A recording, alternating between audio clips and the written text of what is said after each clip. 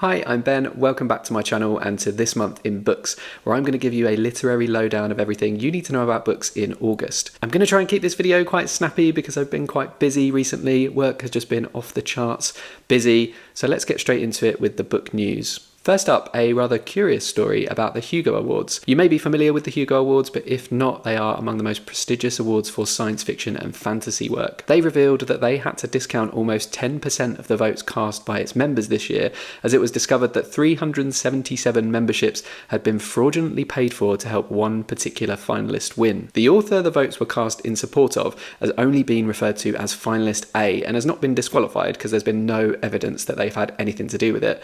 And as far as I can tell, it hasn't even been disclosed which category they were in. But what happened was that some highly irregular voting patterns were spotted, and they soon uncovered a load of voter surnames with just like one letter changed between them. Membership to the World Science Fiction Society, which entitles you to vote, costs a minimum of £45 a year. So this ill-fated scheme would have cost at minimum almost £17,000 or 22,000 US dollars. That is a pretty expensive flop. Then, in sadder news, we saw last week that Edna O'Brien had died. She was an Irish author and she passed away at the age of 93. I actually call her an author. She was probably best known for her novels, but Wikipedia tells me she was also a writer of poetry, drama, screenplays, and short fiction, so she had many strings to her bow. The author Andrew O'Hagan wrote a very touching post about her on Instagram, and it's clear that she was very well loved both as an author and as a person. Moving on to prize news then, and we'll start with some winners. Alexis Wright has won her second Miles Franklin Award. I think she's the first person ever to achieve that for her novel Praiseworthy. It's been a pretty spectacular run for her this prize season, and maybe it'll be topped off by a Nobel win. Who knows? She must surely be in contention. The other winner to mention is Glorious Exploits by Ferdia Lennon, which won the Waterstones Debut Fiction Prize in its second year. The book was in very good company among the shortlist, and I think it's a really deserving winner. I read it recently and absolutely loved it, and I will be reviewing it soon. It's been fun to see Waterstones make such a big deal about this prize, and they really seem to be able to pick some good winners. I look forward to next year's edition. There are a couple of long lists to talk about. First up, the Polari Prizes have announced their long lists. I didn't actually realise that this was coming so soon. It feels like the last winners have only just been announced. But this year we've got some cracking long lists once again. Last year's first book winner, John Ransom, makes an appearance on the best book list this year.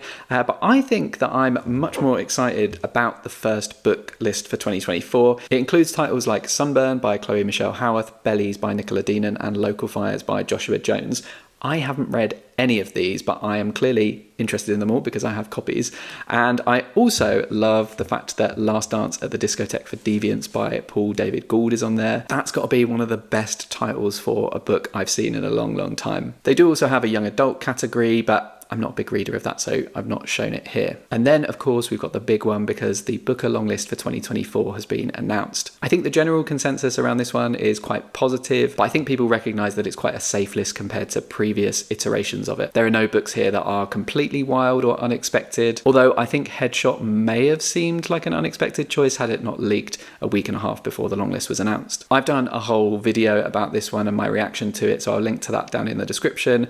I'm feeling really positive about it though. I'm actually just reading my 8th book from the list, which is My Friends by Hisham Matar, and I'm very much enjoying it. I have not got too much longer to go, but I'm really flying through this one because it's quite a gripping story. At this point, I'd usually do some dates for your diary for August, but to be honest, there's not really anything to report. August is a quiet month, and I'm somewhat grateful to it, given all the Booker reading I've still got to do. We might get the Kirkus Prize finalists at the end of the month. It was the 30th of August last year, but that's not guaranteed, so we'll just have to wait and see. Let's move on then to new books, starting with ones that have just been announced.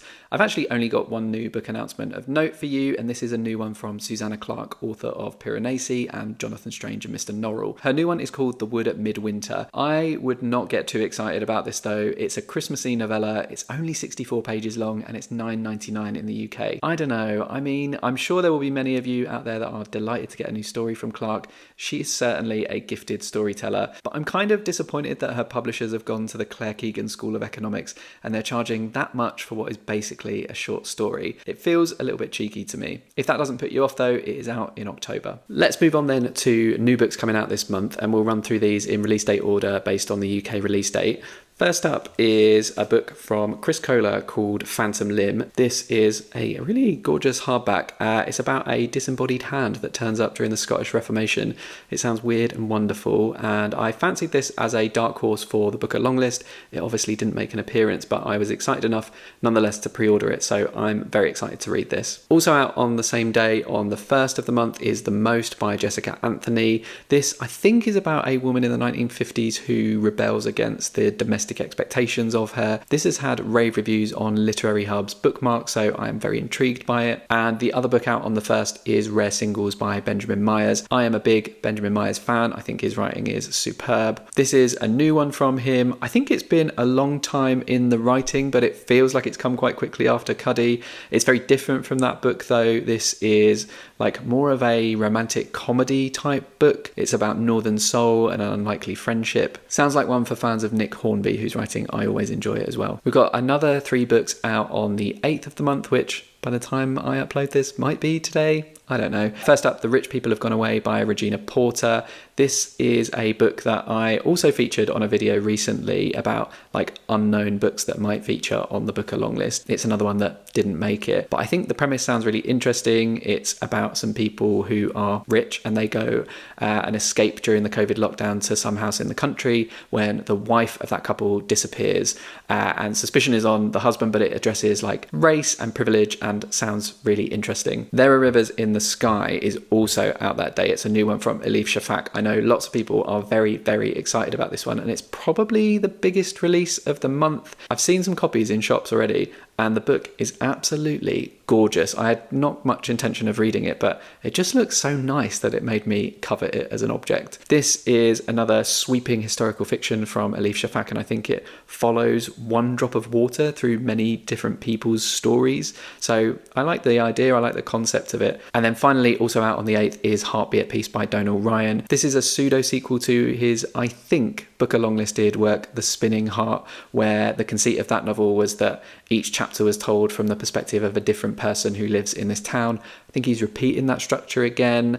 I think it's had good reviews. I'm not seeing too many people having had read it yet, but he seems to be like a safe pair of hands. And of course, it's Irish fiction, so it's always a safe pair of hands. Jumping then towards the end of the month, and 2 books are coming out on the 22nd that I'm really interested in.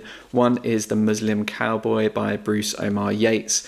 This is a new one from indie publisher Dead Ink and sounds really interesting. It's set in Iraq, in the aftermath of the Iraq War, and it's about an Iraqi man who is obsessed with Americana and wanders around the Iraqi desert looking for his own Western story. Sounds like lots of fun. I've been on a Western kick lately, so very much intrigues me. And on the same day is the release of Liars by Sarah Manguso. This is a book that puts a very toxic marriage under the microscope. It's apparently filled with rage, but also some humour, and it sounds like one for fans of Soldier Sailor by Claire Kilroy, aka me. On the 29th of August is the release of I Died at Fallow Hall by Bonnie Burke Patel. This is another one from an indie publisher. This is a country house murder mystery, but it is supposed to marry up sort of literary sensibilities with that fun of the murder mystery. So I think this could be right up my street, because I love a good mystery, but I rarely find ones that live up to like my expectations of good writing. So yeah, super intrigued by this. Then is the release of Mark Haddon's Dogs and Monsters, which is another short story collection from him.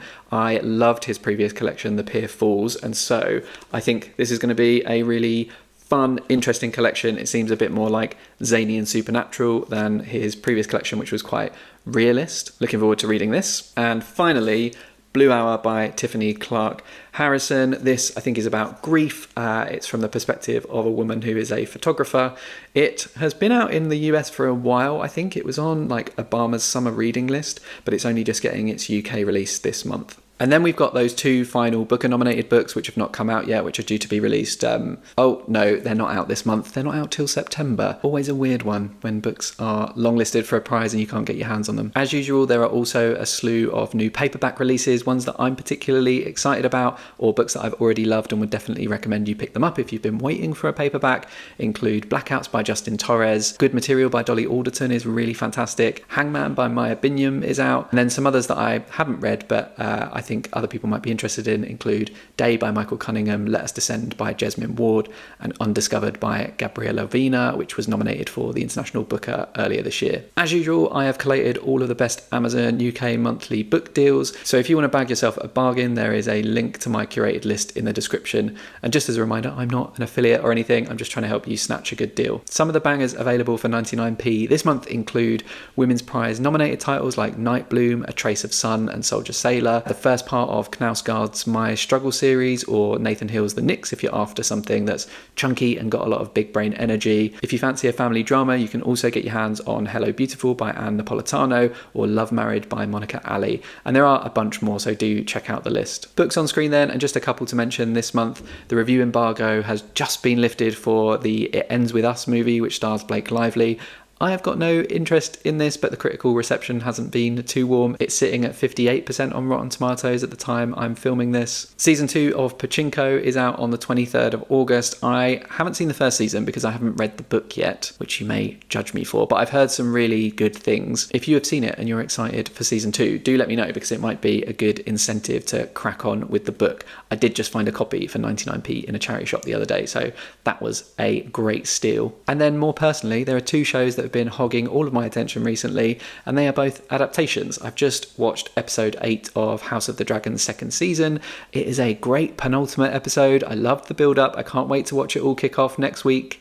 Oh, yeah. There is no next week, because that was actually the finale and we have to wait 2 years for the next episode. Bit of a shame. The other one I've just started watching is season 4 of The Boys, which is an adaptation of a comic book series, and it is as gross and ludicrous as we've come to expect and love, although it does at times resemble reality a little bit too uncomfortably closely for my liking. There's so much this season about like the polarization of political discourse, and yeah, it's all too real. Finally then, the feel-good story, and this might seem like a weird introduction to a section called the feel-good story, but last week in the UK a library was torched. I didn't want to dwell on this too much in the main news section because it's just thoroughly depressing, but basically there has been some anti-immigration rioting in the UK recently, stoked by some frankly racist political actors, and in the course of one of these riots, Spellow Lane Library in Liverpool was set on fire. I do not know why anyone would want to do that, and I don't really want to linger on it, but the part that makes me feel good is that in the days since the damage was done, a fundraising campaign has raised over £200,000 to help pay for the repairs. It is heartwarming to know that even when people are facing crap like this in their communities from a very vocal minority, there is a stronger community-minded majority of people who just want to help set things right. If you would like to contribute to the GoFundMe, I will leave a link in the description. That's all for this month in books. I'd love to hear from you down in the comments if there are any books that you're particularly excited about that are coming out, or if you've got any reflections on the news items that were mentioned in this edition. If you liked the video, please do give it a like, and if you'd like to see more from me, then hit subscribe, and I release a new video about once a week. But until next time, toodles.